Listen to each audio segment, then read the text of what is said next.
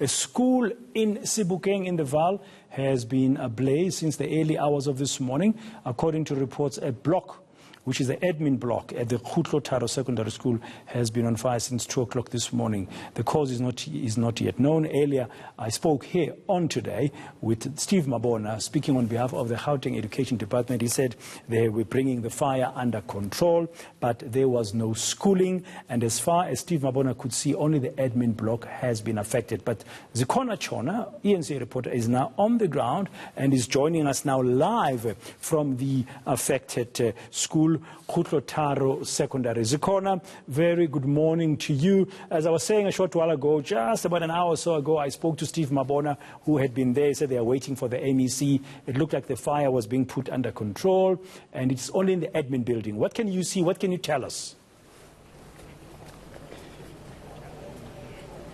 But Dan, I think before we get to the torching of the school, let's begin with this. When we arrived at the school earlier this morning, we arrived to very devastating scenes. A grade 10 learner had attempted to commit suicide after finding out that she has failed. I'm joined by Steve Mabona from the Education Department just to find out from the department what kind of support is provided to learners and parents when learners do see themselves failing a grade. Steve, what support is there for such learners? Because I'm sure you saw the scenes that we saw there. That learner has now been rushed to hospital. Indeed, quite a sad incident that we have seen. Look, we do support our learners. I mean, our district officials are always on the ground. If there's a need, we will then, provide that support. We send our officials, to come to the school.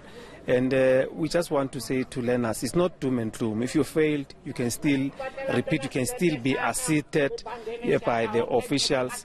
And then we should be in a position to, to pass.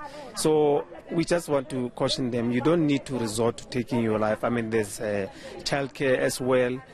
Where you can call, and you'll be taken through that process. That's what we've been saying, even with the grade 12s, because that's where we'll normally have such a challenge where people want to, take their own lives. But it's quite sad. We're just hopeful that the emergency services will then, assist us and save her life. We know that she's been rushed to hospital, and we are so hopeful that she will make it.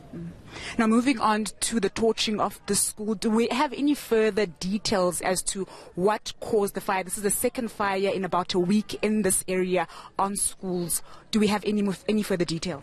It's quite sad. I mean, the second incident within weeks. We understand that the other incident occurred just, before the New Year.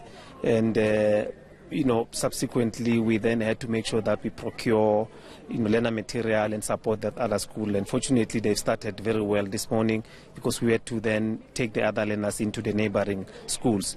So here, when we on arrival, it was still, hot. People could not even go in to inspect. It was only the firefighters who were still busy. The police then had to be waiting for that. Even the ones for the dog unit, that is K9 unit, they had to wait because they must take dogs in there to sniff and they do their work. So we'll then be awaiting for an outcome that will be coming from the police to say what is the cause. But the modus operandi seemed to be the same. I mean, it happened in the early hours of the morning, around 3. The other school happened in the same way. And, the admission block at this entirety, it's now gutted. And we're just hopeful that members of the community that might have seen something, they will come forth and say, this is what we have seen, and probably those perpetrators will be nabbed. You were speaking to me about the damages caused. We know it's just the admin block. About 3 million rand of damages estimated to have been caused at this school alone. What has been damaged exactly? Well, according to officials from the district, they say everything, I mean, your retrieval stock, talking about your learner material, your electrical equipment that was in the admission block, because I understand there's a storeroom there which had so many things, because for safety reasons, when schools closes, you try by all means to put everything in a secured space so that you don't find yourself wanting when schools open. So according to their estimation, but it will be confirmed, they estimated around 3 million, including the building, because you really need to refurbish and probably work on the building itself. 2 schools in about 2 weeks. Will the Education Department be looking at beefing up security at schools, particularly in these early hours of the morning? Look, it's quite a sad one, because if we were to focus on security as the department, then it means our entire budget will be depleted, looking at the number of schools that we have. And hence we will normally say that it's not our terrain. I mean, MEC will always tell you that if you were to ask him if we were to have security, you will say, rather, let me employ more teachers than security. So we think our stakeholders, we work very closely with the police, Department of Community Safety, and hence we say if the community also they form part of the value chain and work with us and inform, immediately when an incident occurs, then police are always on standby, because they know that schools are targeted nowadays, so they should be in a position to can come very close, and once it's reported, then they should be in a position to can look at this. If there's a fire, I mean, they respond immediately. I mean, it didn't take much time before they were here and they managed to quell the fire. So that security cluster works very well. It's a matter of the members of the community must also come to the party and work with us.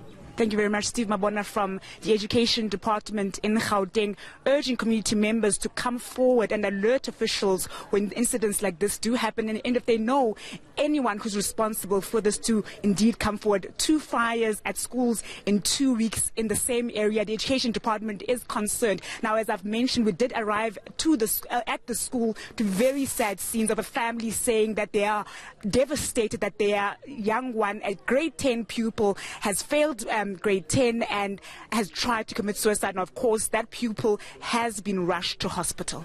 Thank you very much, Zikhona Chona.